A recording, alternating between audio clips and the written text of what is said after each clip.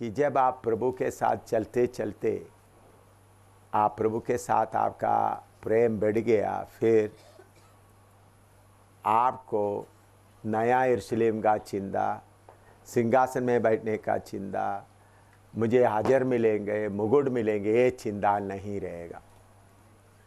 मेरे जीवन में मुझे कितना मुकुट मिलेंगे, सिंहासन में बैठेंगे, राज्य करेंगे, ये कोई लालच इतना सा भी मेरे मन में कितने सालों से नहीं है। मैं इतना मार खाया इसलिए मुझे मुकुट मिलेगा, वो लालच मेरे अंदर कभी नहीं आया। प्रभु मुझे ये आशीष देंगे करके कभी नहीं आया, आज तक नहीं आया। वो मुझे प्रभु के साथ में मैं प्रभु के साथ में बहुत बार बोलता हूँ, प्रभु मुझे सिंहासन का लालच नहीं है, मुझे राज्य करने का लालच नहीं है, मुझे मुकुट मिलने का लालच है। मैं मेरा भाषा में मैं उनको बोलता, प्रभु आप जिधर बैठते उधर में झाड़ू लगाने के लिए, उधर झाड़ू का ज़रूरत नहीं है। मेरा भाषा में मैंने कितने बार, प्रभु झाड़ू लगाने का है, उधर मेज साफ करना है, आपको मिलने के वाला आपको पानी पिलाने का काम, चपरासी का काम मुझे मिल जाएगा तो भी मैं बहुत खुश हूँ, लेकिन आपसे मुझे दूर नहीं रखना। कितने बार मैं रोते रोते बोला, प्रभु मुझे आपके बराबर में कुर्सी में सिंहासन में बैठने का मन लालच नहीं है, पदवी नहीं चाहिए, लेकिन आपसे दूर नहीं रहना। आपके उधर में झाड़ू लगाने, स्वर्ग में ऐसा झाड़ू लगाने का काम नहीं है, लेकिन मैंने बोलने का भाषा प्रभु को, इस घड़ी तक मुझे प्रभु से क्या मिलेंगे करके चिंता नहीं होता। मैं विश्वास करता हूँ बाइबल से देखते वक्त भी, जैसा आपका समर्पण आगे जाते वक्त प्रभु से कुछ भी पाने का मन नहीं होगा। मैंने प्रभु मुझे आशीष दो करके नहीं ताकि मैं पाने का कोई मन नहीं है, प्रभु से कुछ भी पाने का मन नहीं है। जितना है खत्म हो जाओ, प्रभु का सेवा करके खत्म हो जाओ।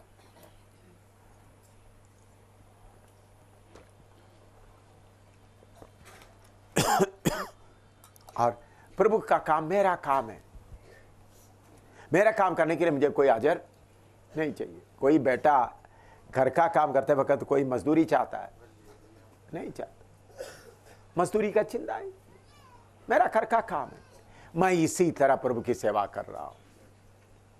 मैं समझता हूं अब्राहम भी उसी तरह सेवा कर रहे थे। ये है सही मार्ग। पौलुस भी उसी तरह सेवा कर रहा है। तो मुझे ज़्यादा आत्माओं को लाएगा तो मुझे मुकुट मिल जाएगा, ज़्यादा मार खाएगा तो मुझे बड़ा इज्जत मिले। मुझे एक बार भी ये बातें आया नहीं, मुझे ये बातें करना है, मजबूर होता है। आत्माएं नाश होते देखते वक्त दिल में दुख आता है, किसी को दिखाने के लिए। दूर दूर के लोग प्रभु में नहीं आया, उनके पास कौन जाएगा? अभी भी मेरा मन रो रहा है, प्रभु वियतनाम में कौन जाएगा, प्रभु नॉर्थ कोरिया में कौन जाएगा। मैं वर्ल्ड मैप रखते हुए अभी भी रो रहा हूँ, प्रभु मैं इतना हो गया, तेरे दासों को भेज। नॉर्थ कोरिया में कौन जाएगा, वियतनाम में, मैं वियतनाम में जाना चाहता था, लेकिन अभी मेरा तंदुरुस्ती इतना है और केस में भी लगा हुआ है, तो बहुत बात है, तो मुझे अभी कहीं नहीं जा सकता। तो मैं प्रभु से प्रार्थना करता हूँ, प्रभु दूर दूर तक रहने वालों को प्रभु का वचन खाने का, देने का, मन देने का समय है। मैं हमेशा सोचता हूँ जो वचन का सेवा करने वाला, अभी समझ लो आप लोग सब इधर में खाने के लिए बैठ गया, लाइन में बैठ गया है, आप सबके पास एक एक प्लेट है। मैं इधर में खाना बांट रहा है, सबको प्लेट दिया गया। पहला लाइन में बैठने वालों को चावल दे दिया, दाल भी दे दिया, दही भी दे दिया, और उन लोग खाना शुरू कर दिया। दूसरे लाइन को थोड़ा सा चावल डाल दिया। पिछले बैठे हुए वालों को लोग खा के थक रहा है, फिर भी मेरा मन इधर ही बांटने का इंतज़ार करते रहे। तब पीछे बैठने वाला रोते रोते बोले, कम से कम एक बार हमको थोड़ा सा ही दे दो, एक बार हमको थोड़ा सा ही दे दो। आगे बैठे हुए लोगों को कितने बार खिलाया, चलो भाई थोड़ा सा, वो खाना खा के प्लेट में उल्टी कर रहा है, फिर भी तो भाई ये अचार के साथ थोड़ा सा और खा लो। ऐसा सेवा चलता है। तो अभी समय आ गया है, अब मैं केरला से यहाँ तक आ गया, तो आप लोग पंजाब में रहने वाला किधर तक जाना चाहिए? पंजाब में रहने वाला किधर तक जाना चाहिए सेवा लेकर? प्रभु सबको एक जैसा देख रहा है।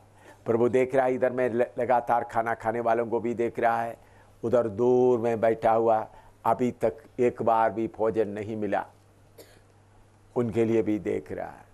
तो इसलिए मेरे प्यारों, कैसा भी आत्मा में मजबूर होते हुए, आत्मा से बांधते हुए हालत में दूर दूर दूर दूर तक प्रभु का वचन लेकर जाने के लिए आप लोग तैयार हैं। समय थोड़ा ही है, इसलिए लेकर शादी किया हुआ ऐसा हो, शादी नहीं किया हो, मोल लिया हुआ ऐसा हो, उनके पास कुछ भी ना हो, जल्दी जल्दी अपना सेवा को पूरा करें, सेवा में लगे रहे। और आप चलो मैं ये कलीसिया साबित करके बड़ा पास्टर बनना, तो आप ऐसा करो, लेकिन बाद में प्रभु के सामने आते वक्त आपको शर्मिंदा होना पड़ेगा। इसलिए मेरे प्यारों, मैं आपसे विनती करता हूँ, ये क्लास इसलिए तैयार किया ताकि शाहिद होने के लिए तैयार हो जाएं, प्रभु के लिए शाहिद होने के लिए तैयार हो जाएं, ताकि हम जब शाहिद होंगे, बहुत तेरा पौलुस जैसा लोग उठकर खड़ा होगा। फिर आप देखेंगे शिवसेना का लीडर वचन प्रचार कर रहा है, जमात इस्लामी का लीडर वचन प्रचार कर रहा है, और एक एक अलग अलग ग्रुप का सिख संस्था का लोग, अकाली दल का लीडर वचन प्रचार कर रहा है। उन लोग हमसे अच्छा वचन प्रचार करेगा, लेकिन उसके लिए हम जो प्रभु को जाना है, अपना प्राण अर्पण करने तक लड़ाई में लगे रहना है, उसी के लिए अर्पण करना है। तो ये बात समझ में रखते हुए आगे बढ़ेंगे। अभी मैं सवाल पूछने के लिए अभी समय नहीं दे रहा हूँ, क्योंकि प्रभु ने दिया हुआ काफ़ी बातें आपको समझाने का है। तो हम 2 तिमोथी 2:3 पढ़ रहा था, उसको समाप्त नहीं किया, दोबारा पढ़िएगा। 2 तिमोथी 2:3। मसीह यीशु के अच्छे योद्धा के समान मेरे साथ दुख उठा। मैंने आपको उसके लिए बोला, अपने आप को क्या बनाओ? शख्त बनाओ। उसके लिए यशायाह 50 का 4 से 7 तक पढ़िएगा। यशायाह 50 का 4 से 7 तक। प्रभु यहोवा ने मुझे सीखने वालों की जीभ दी है कि मैं थके हुए को अपने वचन के द्वारा संभालना जानूं। भोर को वह नित मुझे जगाता और मेरा कान खोलता है कि मैं शिष्य के समान सुनूं। प्रभु यहोवा ने मेरा कान खोला है और मैंने विरोध ना किया, ना पीछे हटा। मैंने मारने वालों को अपनी पीठ और गलमोच नोचने वालों की ओर अपने गाल किए। अपमानित होने और उनके थूकने से मैंने मुंह न छिपाया, क्योंकि प्रभु यहोवा मेरी सहायता करता है। इस कारण मैंने संकोच नहीं किया, वरन अपना माथा चकमक के समान कड़ा किया, क्योंकि मुझे निश्चय था कि मुझे लज्जित होना ना पड़ेगा। अभी बहुत बातें इसमें बताने के लिए, लेकिन समय कम होने के कारण जरूरी बातें सिर्फ बताना चाहता हूँ। प्रभु यहोवा ने मुझे सीखने वालों की जीभ दी है कि मैं थके हुओं को अपने वचन के द्वारा संभालना जानूं। अंग्रेजी में मतलब समय समय पर जिसको जो वचन देना चाहिए वो वचन देने के लिए प्रभु मुझे तैयार करता है। अंग्रेजी में मैं पढ़ता हूँ, अंग्रेजी हिंदी में थोड़ा ठीक है लेकिन पूरा ठीक नहीं है।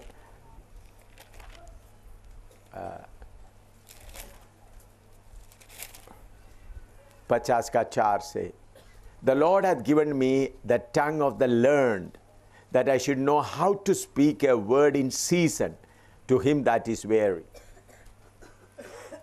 इसका मतलब प्रभु ने मुझे ऐसा जीव दिया है, थके हुए आदमी को उस मौके के अनुसार वचन देकर उनको क्या करूं, मैं खड़ा कर दूं। और वेकनत फिर आगे, भोर के वह दिन मुझे जगाता और मेरा कान खोलता है कि मैं शिष्य के समान सुनूं। सवेरे सवेरे प्रभु से सुनने के लिए मौका मिलता है। सेवक लोग चाहे कितना भी सेवा में बिजी है तो भी आप सवेरे सवेरे या समय में तो प्रभु के साथ में सुनना है, सुनने के बाद बोलना है। बहुत लोग सुनता नहीं है, बोलता रहता है। प्रभु से सुनकर क्या करना है, बोलना है। प्रभु से सुनकर बोलना है। और प्रभु यहोवा मेरा कान खोला है और मैंने विरोध ना किया ना पीछे हटा। मैंने मारने वालों को अपनी पीठ और गलमोच नोचने वालों को की ओर अपने गल किया। अपमानित होने और उनके थूकने से मैं मुंह ना छिपाया। देखिए, ये है अपने आप को मजबूत बनाने का। मैं देखो 15 बार या 16-17 बार मैंने मार खाया, एक बार भी मारने वालों को मुझे मत मारो करके एक बार भी नहीं बोला। मुझे मारते समय जोर से थप्पड़ लगा तो ऐसा भी हाथ एक बार भी नहीं उठाया, मारो। चुप कर खड़ा रहा, मार खाता रहा। एक बार भी मत मारो करके नहीं बोला, एक बार भी मुझे मत मारो कर हाथ भी नहीं उठाया। कितने बार मारो, और मारते समय आज तक एक बार भी रोया नहीं। खून भी बहता है, कभी इधर इधर मुंह में ऐसा मारते वक्त इधर से खून, शर्ट में खून आ जाता है, फिर भी एक बार भी रोया नहीं। हम अपने आप को क्या करना है, शक्त करना है, अपने आप को शक्त करना है। और क्योंकि प्रभु यहोवा मेरे सहायता करता है, इस कारण मैंने संकोच नहीं किया, वरन अपना माथा चकमक के समान खड़ा किया, क्योंकि मुझे निश्चय था कि मुझे लज्जित होना ना पड़ेगा। हम अपने आप को शक्त करना है। आपका बेटा बीमार होता तो कोई बात नहीं। देखिए, बेटी सूसन इधर बैठी है, और जब मैंने 3.5 या 4 साल का उम्र में है, उनको निमोनिया आया, बहुत सीरियस निमोनिया आया। डॉक्टर अन्नमा घोषी कोडंचेरी में है, वो और 2 सिस्टर, उन्होंने डॉक्टर का काम करने नहीं आया, सेवा करने के लिए। मेरे से भी 6-7 साल उम्र ज़्यादा वाला है। उनका पति पत्नी को अपना हॉस्पिटल है, दोनों पति पत्नी डॉक्टर है। उन्होंने प्रभु में आया, फिर सेवा करने के लिए जम्मू कश्मीर आया। तो उन्होंने मेरा बेटी को देखा, बोले निमोनिया है, मरने जा रही है। तो मैं उस समय भी कहीं सेवा के लिए गया, रात को आया तो डॉक्टर अन्नमा घोषी बोला, तुम्हारा अगर तुम अस्पताल में नहीं गया तो सुबेरे तक तुम्हारा बेटी पक्का मर जाएगी, क्योंकि इतना कंडीशन है। मैंने बोला ठीक है। सुबेरे अब मैं उधर प्रार्थना पर में, उधर में गड़ी में, उधर सूसन को सर्दी का समय गोदी में लेकर रखकर प्रार्थना कर रहे थे। डॉक्टर अन्नमा घोषी और बाकी मेरा पत्नी वगैरह 3-4-5-6 फुट आगे ऐसा राउंड में बैठा हुआ है, मैं दीवार के साथ ऐसा। तो प्रभु तेरे धन्यवाद हो। तो थोड़ी देर में सूसन 2-3 बार सांस खींचकर हाथ पाँव सीधा कर दिया, एकदम बॉडी पूरा ठंडा हो गया। मुझे मालूम हो गया मर गई।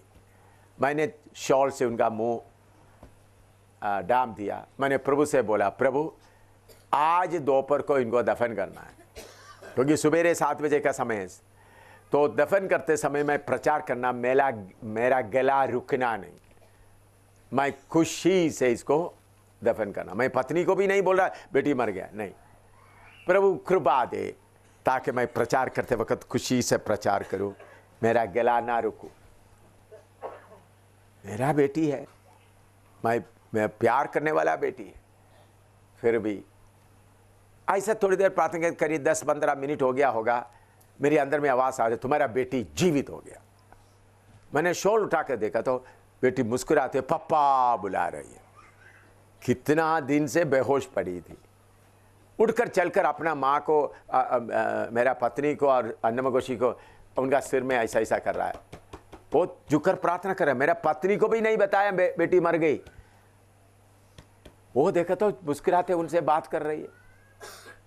तो मैं क्यों मैं बात बताता हूं, अगर मैं मेरा माता चकमुक नहीं बनाया तो मैं ओ बेटी मर गई चिल्लाना शुरू करेगा।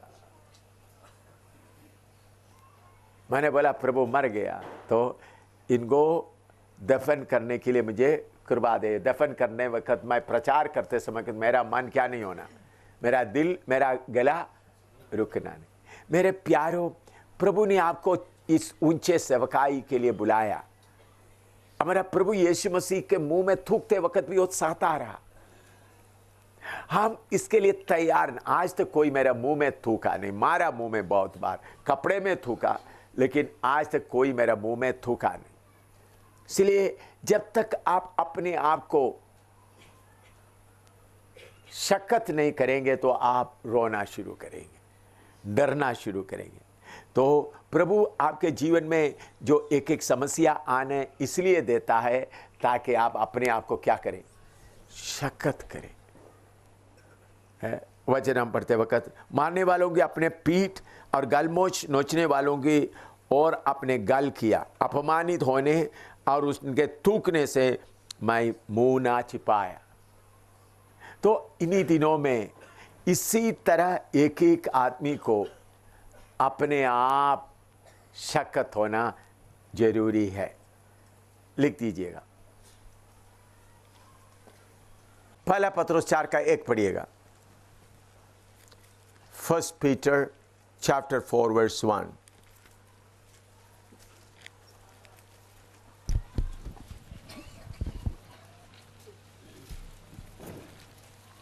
इसलिए जबकि मसीह ने शरीर में होकर दुख उठाया, तो तुम भी उसी मनसा को हथियार के समान धारण करो, क्योंकि जिसने शरीर में दुख उठाया वह पाप से छूट गया। हाँ, सब थोड़ा सा पढ़े उसको।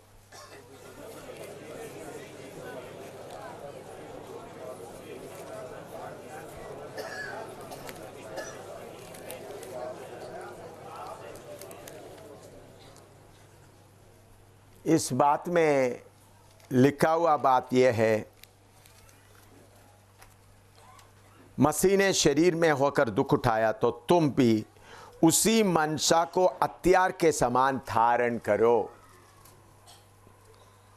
तो यीशु मसीह के पीछे समर्पण करके चलने वालों का वर्दी, मैंने इसके पहले भी आपको बताया है, यूनिफॉर्म क्या है, कष्ट सहने का मन।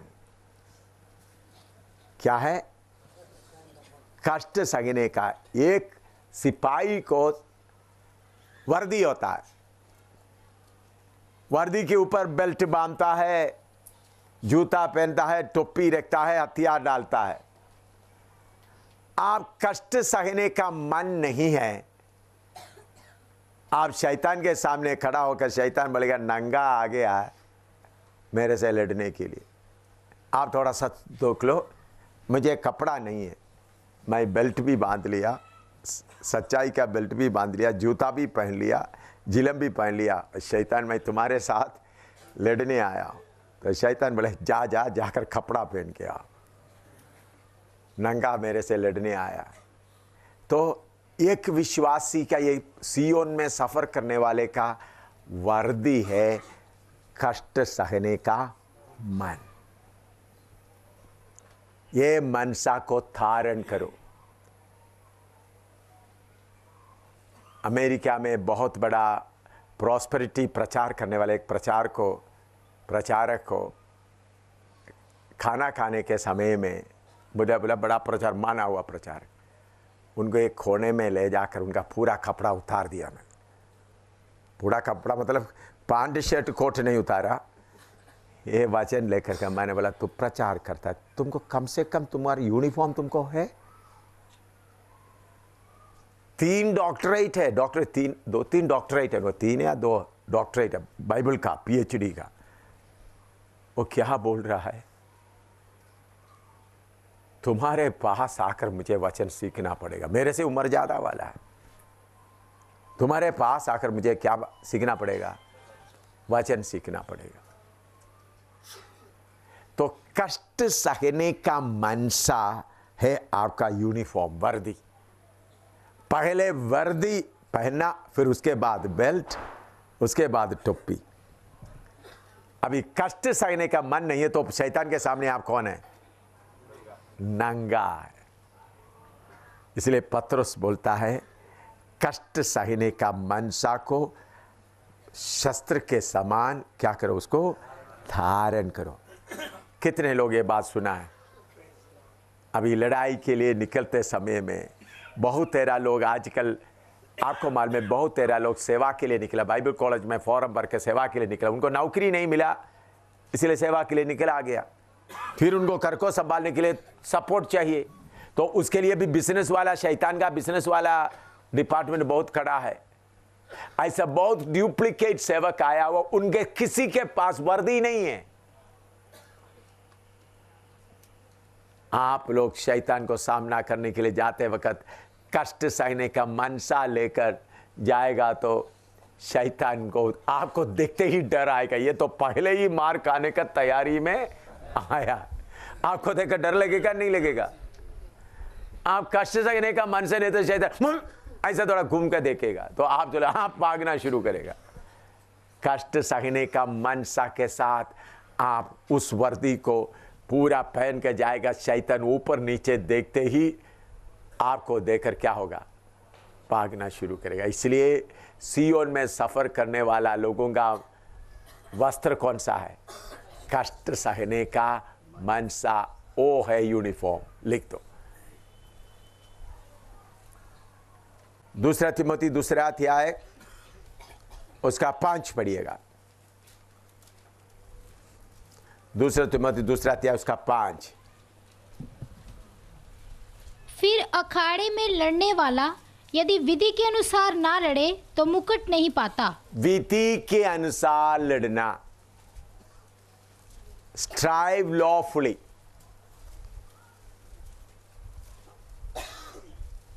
अभी आपको समझाने के लिए मैं आप लोग लॉन्ग जंप देखे होंगे, उसको हिंदी में क्या बोलते हैं, लंबी छलांग। तो मान लो मैं दौड़ रहा है, उसमें टीम में है वहाँ अंशराज है और नीरज है, विंसेंट है, 4 लोग लंबे छलांग कर रहा है। मैं पहले फैलमान आ गया, उधर जाकर वो जो लकीर लगा उसके बारे में कोई चिंता नहीं किया, कूद कर बहुत आगे कूद दिया। मैं तो 70 फुट लोगों के हिसाब से, तो सब लोग बोल दिया ओ एम शामिल सबसे ज़्यादा कूद लिया। उसके बाद अंशराज सैनी देखते देखते डरते डरते वो लकीर से देखकर लकीर के इस तरह से कूदा, तो उन्होंने, मैं तो 70 किया, उनका सिर्फ 50 ही आ गया। तो लोग बोले ए तो बस नंबर 1 वही है। फिर नीरज आ गया, उन्होंने भी देखते देखते डरते डरते तो 50 के 39 हो गया, 49 हो गया, 49 हो गया। उसके बाद विंसेंट भी आ गया, देखकर देखकर उन्होंने 48 हो गया। तो नाम आएगा तो लोग बोलेंगे ये तीनों तो गए। एम शामिर जो 70 होगा वही नाम वही होगा। तो बाद में उसका विजय पाने वालों को खड़ा कर रहा है, उसका 1 2 3 स्टेप में आप देखा होगा। तो करा तो उन लोगों ने Hansraj Saini number 1, number 2 Neeraj, number 3 Vincent. तो लोग बोले तो 70 फुट कूदा हुआ सामुएल का नाम क्यों नहीं आए? जरूर इन लोगों को ये। तब उधर में एक आदमी बोलेगा उन्होंने पहले कानून कदम तोड़ कर किया था, इसलिए उधर लाल झंडा हो गया, इसलिए उनका खुद का रिकॉर्ड नहीं किया। आप कितना कूदता है वो नहीं, कानून के अनुसार, विधि के अनुसार कूदे। आप सेवा कितना करता है वो नहीं, वचन के अनुसार, वचन को मन में रखते हुए, वचन को डर कर देखते हुए सेवा करना है। आजकल बहुत लोग सेवा करता है, कोई रूल नहीं, हर रूल को क्या करता है तो पवित्र आत्मा झंडा लगता है ये तो करता रहता है। इसलिए मेरे प्यारों, अब थोड़ा ही सेवा करें, कानून के अनुसार करें, वचन के अनुसार करें, उपदेश के अनुसार करें। जल्दीबाजी में ज्यादा करके किसी को दिखाने का नहीं। प्रभु डरते डरते तेरा वचन के अनुसार, दाहिने बाएं ना देखते हुए, वचन के अनुसार दौड़ने के लिए मैं आपको डरते और कामते बताता हूं। वचन के अनुसार डरते चलने के कारण कितने करोड़ों प्रॉपर्टी मैंने छोड़ दिया, जायदाद करोड़ों का। अभी भी किराए मकान में रह रहा, क्योंकि प्रभु का वचन में लिखा है कोई आपसे लेना चाहते तो आप क्या करो, तो अभी छोड़ दो। आज तक वचन के अनुसार चलने के कारण अभी भी आप जम्मू में जाकर देखो कितना करोड़ों का प्रॉपर्टी उधर पड़ा हुआ है। तो इसलिए मेरे प्यारों, याद रखें, इस आखिरी दौड़ में वचन के अनुसार ही दौड़े। अगर वचन से थोड़ा दाहिने बाएं हो गया तो प्रभु मेरे से गलती हो गया, मुझे और एक बार दौड़ने के लिए कृपा दे। वचन के अनुसार ही दौड़ता रहे। कितने अभी नुकसान उठाना पड़े, करोड़ों रुपया का जगह को आपको छोड़ना भी पड़े, कोई नहीं। हम हमेशा स्वर्ग से परमेश्वर देखते वक्त उनको मालूम हो जाए ये पूरा वचन के अनुसार चलने वाला है। वचन के अनुसार, थोड़ा भी वचन को दाहिने बाएं ना करते हुए। अब हमें लड़ने वाला कैसा लड़ना है, विधि के अनुसार। लिखे, इस बात को समझने के लिए 2 तिमोथी 2:4 थोड़ा पढ़िएगा। 2 तिमोथी 2:4। जब कोई योद्धा लड़ाई पर जाता है तो इसलिए कि अपने भर्ती करने वाले को प्रसन्न करे, अपने आप को संसार के कामों में नहीं फंसाता। अपने आप को संसार की कामों में नहीं फंसाता। जो लड़ाई के लिए जाता है, भर्ती करने वाले को प्रसन्न करने के लिए क्या नहीं करता, अपने आप को दुनिया की कामों में नहीं फंसाता। अभी हमारा सेवक लोग एल्डर के तौर पर सेवा करने वाला लोग नौकरी भी करता है। आप नौकरी करते करते समय में बाकी लोग बहुत पैसा सरकार से बाकी वगैरह लेते लेते जमीन जायदाद बढ़ाते जा रहा है। ये लालच आपके अंदर नहीं आना। मकान नहीं तो एक मकान के लिए, नॉर्मल मकान के लिए आप इंस्टॉलमेंट ले सकता है। लेकिन अमेरिका में भी एक बार मैंने बताया, बहुत उधर में मॉर्टगेज लोन बहुत मिलता है। लोग पैसा लेकर मकान बनाते हैं, फर्नीचर लेता है, कार लेता है, सब लेने के बाद फिर उनको पूरा जिंदगी उनका समय पूरा उनके लिए सेवा करना पड़ता है, फिर टाइम नहीं मिलता, प्रार्थना के लिए टाइम नहीं, सेवा के लिए टाइम नहीं। ऐसा नहीं, हम संसारिक कामों में फंसाते हुए नहीं, अपने हाथों से काम करता है तो भी देखना कितना काम करना चाहिए। ये नहीं चलो अभी मौका मिल गया अभी काम करो पैसा मिले, नहीं, संसारी कामों में नहीं फंसाना। संसारी कामों में भक्ति करने वाले को क्या करना है? प्रसन्न कराना। जल्दी जल्दी आपको मालूम है, ऐसा कुछ वचन आपको थोड़ा याद दिलाना चाहता हूं। योशुआ 7:21 पढ़िएगा, यहोशू 7:21, जोशुआ 7:21।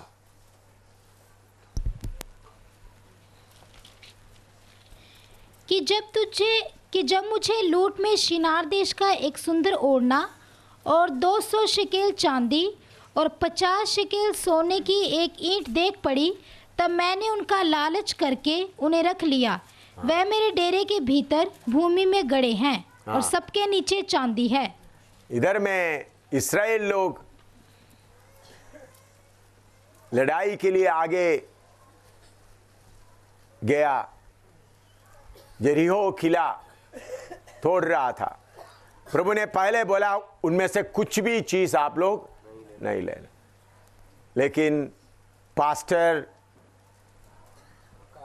आखान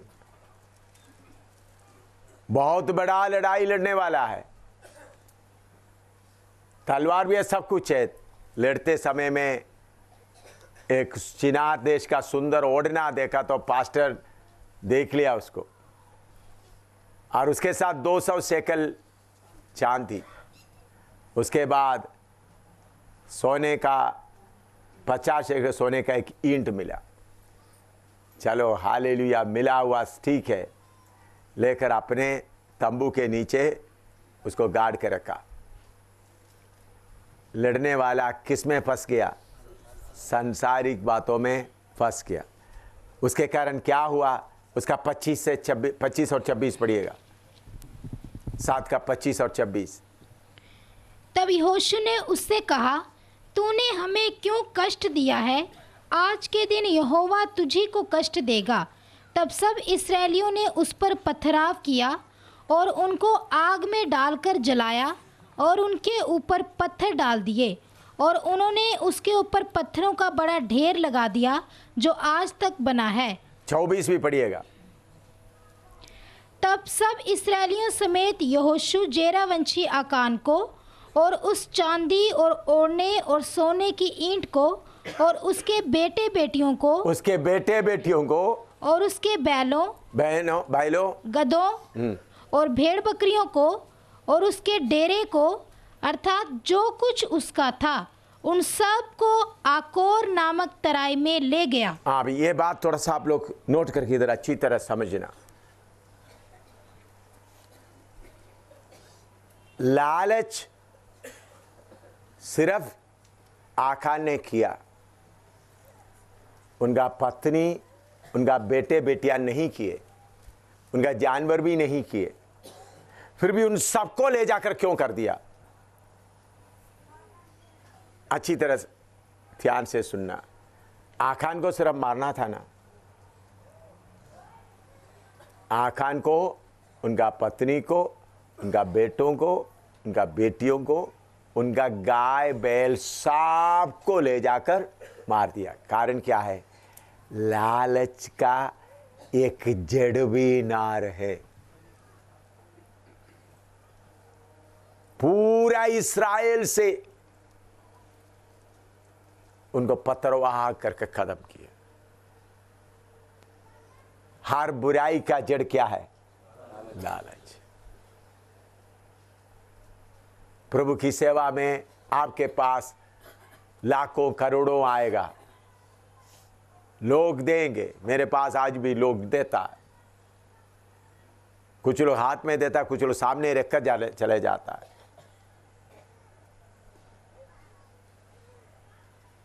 तो प्रभु की कृपा से आज तक प्रभु ने मुझे इस बात में पूरा पवित्र रखा।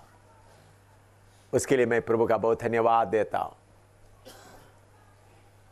लालच सेवा में चलते समय में बहुत आएगा, तो उस समय में मैं किसी भी तरह से लालच मेरे हाथ में नहीं देने आने देगा बोल के। तो आप याद रखना, आखान को, उनका पत्नी, उनका बच्चों को भी और अनजाने जानवरों को भी क्या कर दिया, पतरवाह किया गया। लिखो दूसरा राजा 5 का 15 और 16 पढ़िएगा। और एक पास्टर को दिखाता हूं। दूसरा राजा 5 का 15 और 16।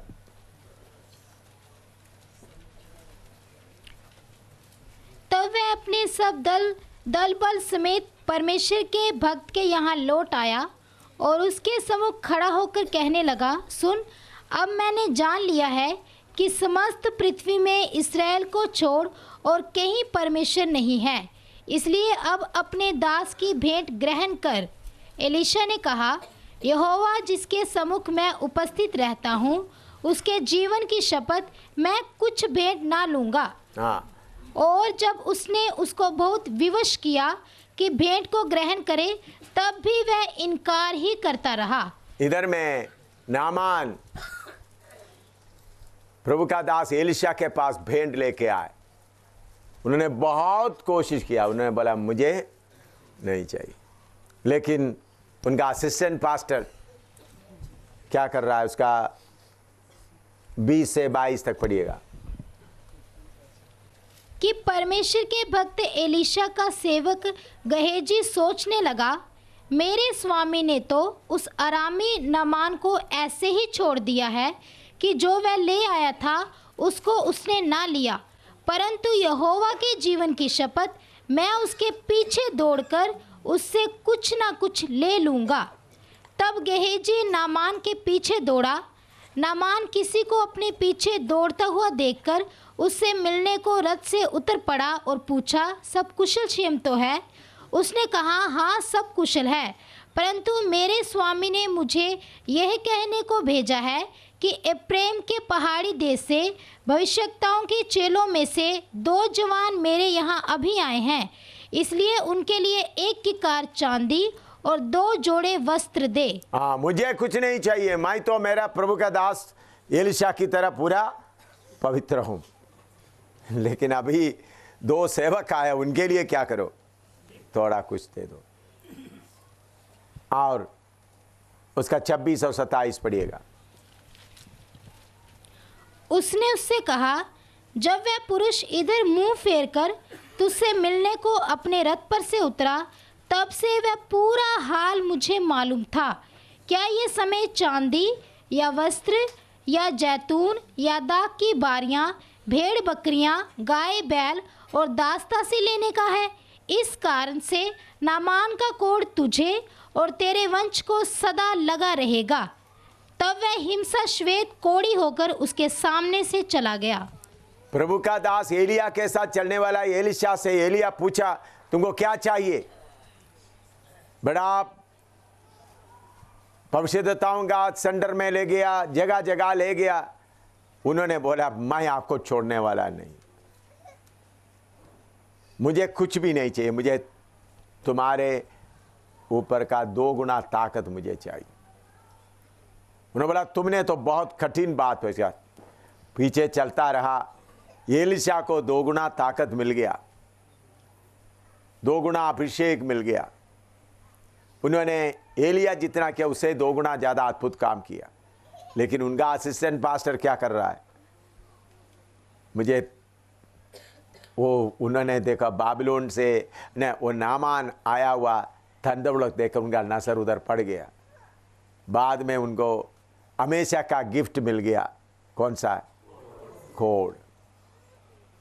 मेरे प्यारों, सेवा में निकलते समय में हम अपने आप को शक्त करके नहीं जाएगा तो हजारों सेवक लोग इस बात में गिरकर कोड़ी बनकर अभी शैतान के सामने खड़ा है। ये लालच कभी आपका मन में आने भी मौका ना दे। लिखो जल्दी, पहला तिमोथी 1:18 से 20 तक पढ़िएगा। पहला तिमोथी 1:18 से 20 तक। First Timothy chapter 1 verse 18 to 20। हे पुत्र तिमोथियस, उन भविष्यवाणियों के अनुसार जो पहले तेरे विषय में की गई थी, मैं ये आज्ञा सौंपता हूँ कि तू उनके अनुसार अच्छी लड़ाई को लड़ता रहे। अच्छी लड़ाई को लड़ता रहे। हाँ, और विश्वास और उस अच्छे विवेक को थामे रहे, विश्वास और अच्छे विवेक को थामे रहे, जिसे दूर करने के कारण कितनों का विश्वास रूपी जहाज डूब गया। कितनों का विश्वास रूपी जहाज डूब गए। हाँ, उन्हीं में से हुमनियुस और सिकंदर हैं, हुमेनियोस और सिकंदर है, जिन्हें मैंने शैतान को सौंप दिया है कि वे परमेश्वर की निंदा करना ना सीखें। हाँ मेरे प्यारों, विश्वास रूपी जहाज में आप चलते रहना, डूबना नहीं। ये उपदेश सब मालूम होने वाला हुमेनियोस और सिकंदर क्या हो गया? उनका जहाज डूब गया।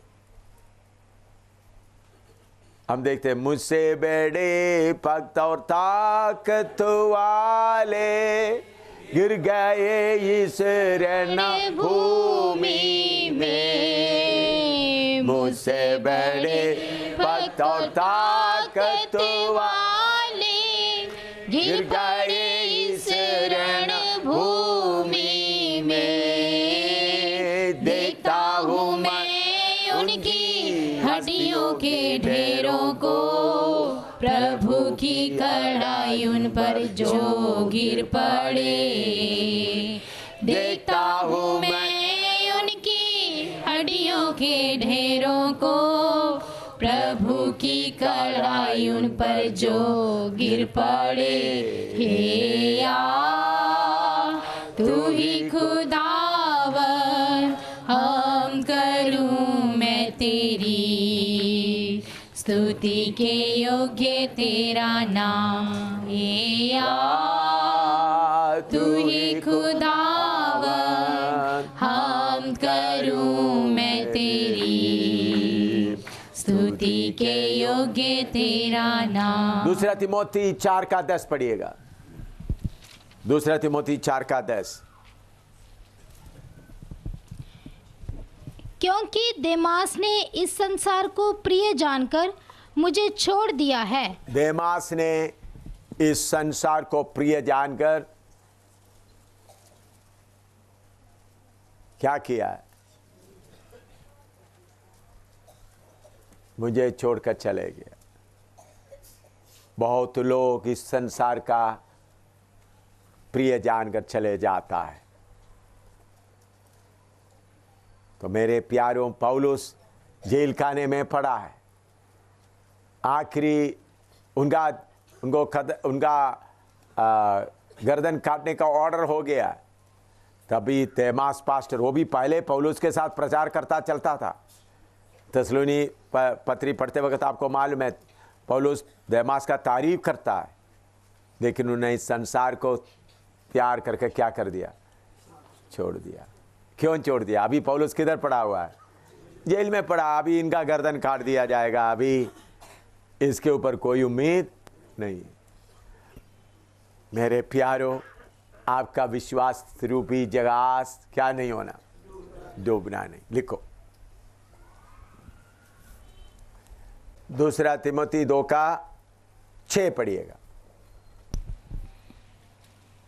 जो किसान परिश्रम करता है, जो किसान परिश्रम करता है, फल का अंश पहले उसे मिलना चाहिए। हाँ, जो किसान परिश्रम करने वाला, सेवक लोग कौन होना चाहिए? परिश्रम करने वाला किसान।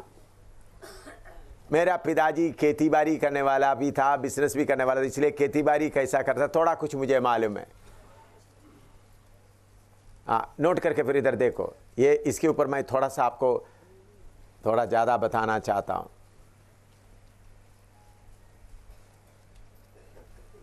हाँ, अभी समझ लो मक्खी है या भिंडी है या टमाटर है, इधर इधर देखना, बाद में आप नोट लिख दो। उनका खेती करने वाला, परिश्रम करने वाला किसान का खेत देखने से हमेशा साफ रहेगा, उधर में झाड़ी नहीं होगा, उधर में चूहा नहीं होगा, उधर में घास नहीं होगा। लेकिन कुछ किसान ऐसा है,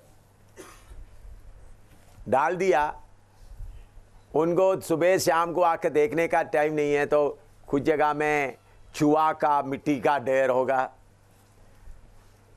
कुछ जगह में घास इतना होगा, टमाटर या भिंडी के ऊपर भी घास आ गया है। कुछ जगह में कुछ पौधा पानी ना मिलने के कारण सूखा पड़ा हुआ है। खेत देखने से मालूम होता है वो किसान मेहनत करने वाला है या लापरवाही करने वाला है। कलीसिया प्रभु का खेती है। वचन चाहिए, वचन मालूम है ना, है? निकाल कर पढ़ना है। किधर लिखा है खेती है? हाँ, पहला कोरिन्थी 3 का 9 थोड़ा पढ़िएगा। पहला कोरिन्थी 3 का 9। क्योंकि हम परमेश्वर के सहकर्मी हैं। हाँ। तुम परमेश्वर की खेती हाँ। और परमेश्वर की रचना हो। हाँ, सब नोट करो। हम परमेश्वर का सहकर्मी, तुम क्या है? खेती हो। हम परमेश्वर का सहकर्मी, आप लोग इधर आए हुए लोग परमेश्वर का सहकर्मी हैं, और जो कलीसिया प्रभु ने आपको दिया वो खेती है। आप सेवा करते समय में आपका खेत कलीसिया में कोई चूहा आया है देखना आपका काम है।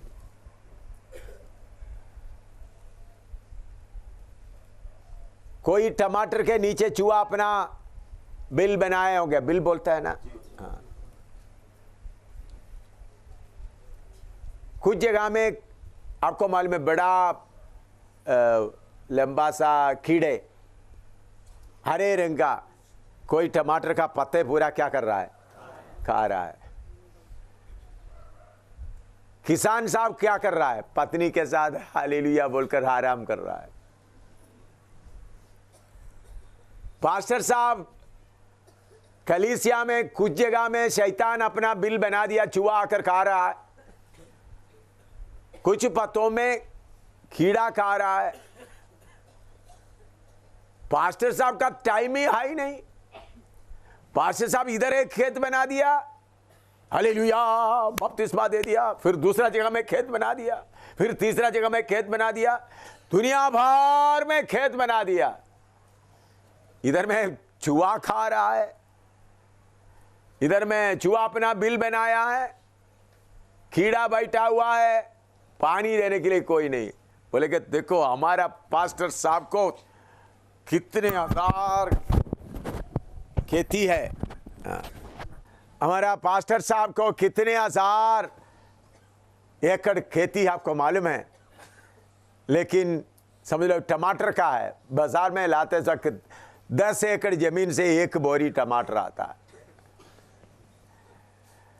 दूसरा एक आदमी के पास दो मरला ही जमीन है, उन्होंने खेती बाजार में लाते वक्त 10 बोरी टमाटर आ रहा। क्यों? ये छोटा भाई साहब पूरा समय समय पर पानी दिया, चूहा आने नहीं दिया, कीड़ा आने नहीं दिया,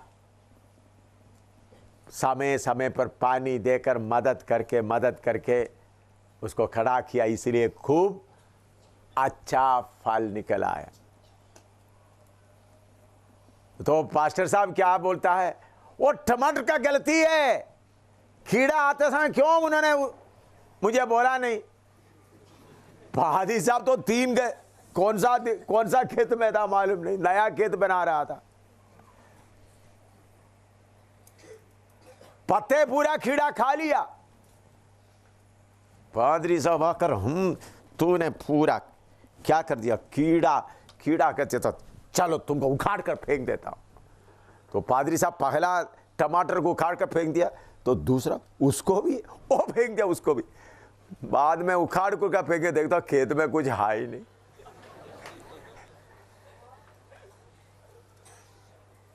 बहुत गौर से आप समझना है,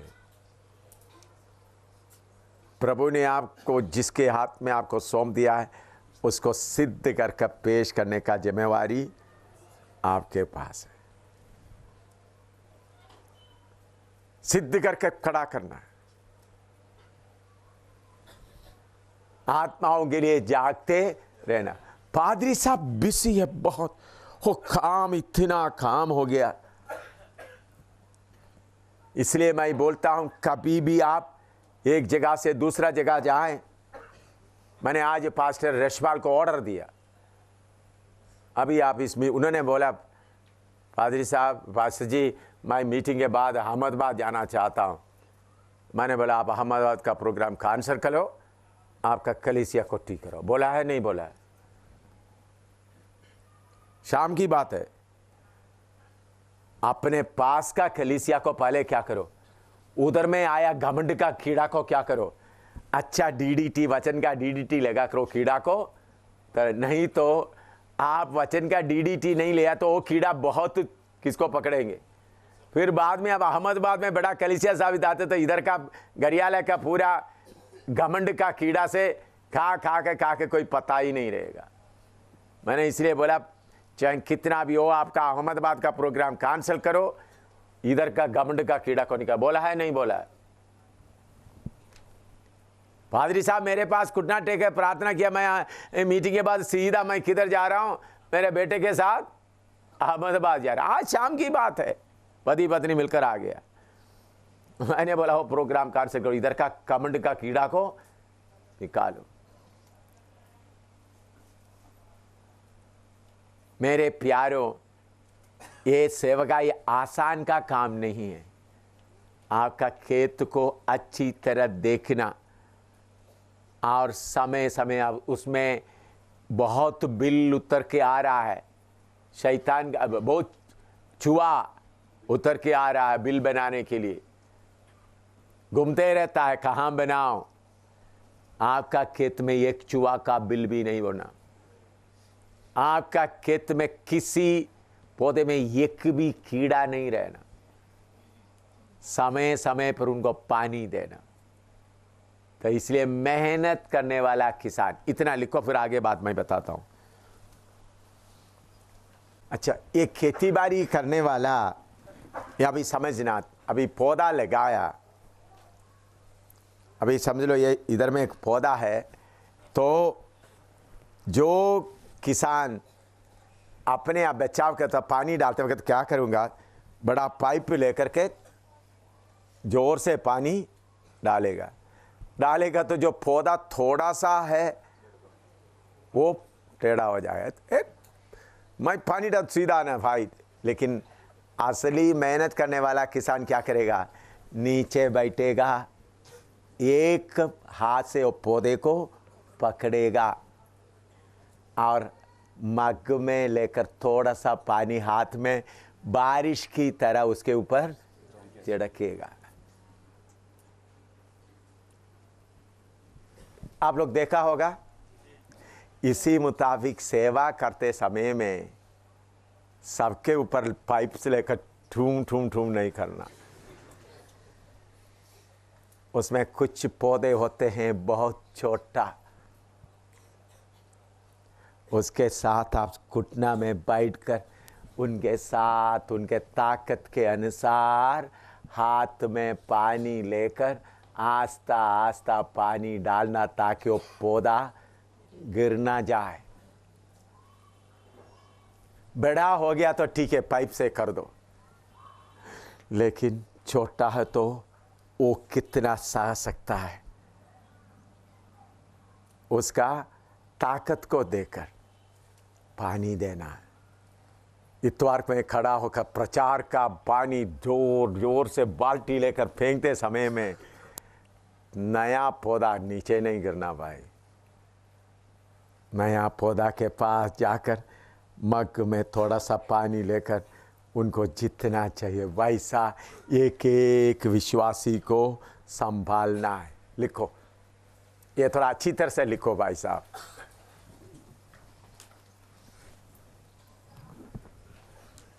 पहला थिस्सलुनी 2:7 पढ़िएगा। पहला थिस्सलुनी 2:7।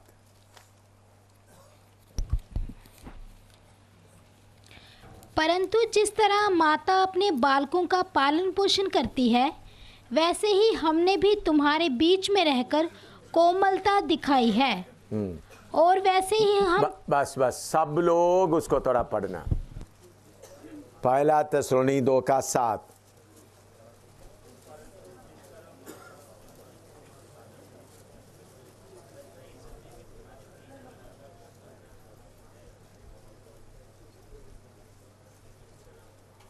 हाँ, अभी और एक बार पढ़ो।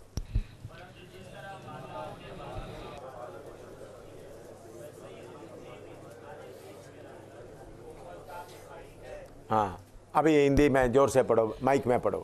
परंतु जिस तरह माता अपने बालकों का पालन पोषण करती है, वैसे ही हमने भी तुम्हारे बीच में रहकर कोमलता दिखाई है। हाँ, अंग्रेजी में नर्स करके लिखा है, वो असली भाषा में वो नर्स नहीं, असली बात में मदर आना चाहिए।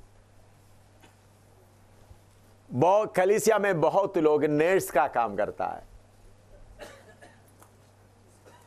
नर्स का काम क्या है? अपना ड्यूटी पूरा करना है।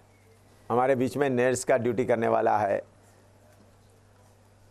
चलो किसी को बुखार है, चलो भाई जल्दी जल्दी उनका बुखार का देख लिया, इंजेक्शन लगा दिया, बस रिपोर्ट लिख दिया। एक का नर्स का वो काम हो गया। दूसरा, फिर उसके बाद किसी का पेट में दर्द है, उनके लिए भी लिख दिया, इंजेक्शन लगा दिया या दवाई खिलाया, किसी का बैंडेज कर दिया। टाइम देखेगा 1 बजे छुट्टी होना है, अपना छुट्टी के समय जाएगा, तंगा के सामने महीना पूरा हो गया तो जाकर तंगा लेगा, काम खत्म। लेकिन माँ ऐसा नहीं करती है।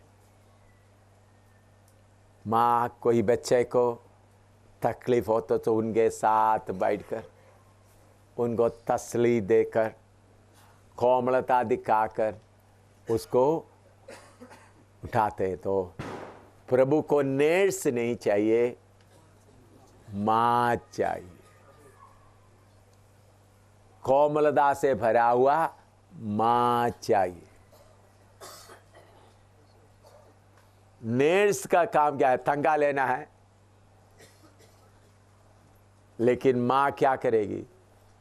बच्चा कुछ दे ना दे, उस प्यार से उनको संभालेगा। सेवकों का मन नर्स का मन नहीं होना है, माँ का मन होना है। कोमलता के साथ। एक पौधा है, उसमें कोई कीड़ा बैठ गया है तो कैसा मैं ये कीड़े को निकाल दूं? मैं ऐसा आज तक करते आया। मेरे जिम्मेवारी में दिया हुआ कोई सेवक के अंदर में कोई कमजोरी आया तो मैं रोता हूं, प्रभु उनको उसमें से छुड़ा दो। अभी हमारे बीच में से 2 व्यक्ति, मैं उनका नाम बताना नहीं चाहता हूं, इधर से बीच में चले गए। उनमें से एक का बाप को मैं आज बोल रहा था, कैसा भी मेरे पास लेके आओ। मेरे अंदर में दिल कितना रोता है करके मुझे मालूम है। चाहे गलती कितना भी बड़ा हो, उसी मुताबिक आपके अधीन में दिया हुआ कलीसिया में कोई पौधे के ऊपर कोई कीड़ा बैठ गया है, एकदम कीड़ा का डाली को काटने के जगह में ओ पौधे को भी कोई नुकसान ना हो, बहुत प्रेम से उस कीड़ा को निकाल कर फेंक देना है। ये आप लोग सीखना है। पढ़िएगा पौलुस क्या बोलता है, 2 कोरिन्थी 11 का दूसरा कोरिन्थी 11 का 28 और 29 पढ़िएगा। 2 Corinthians 11, 28 and 29।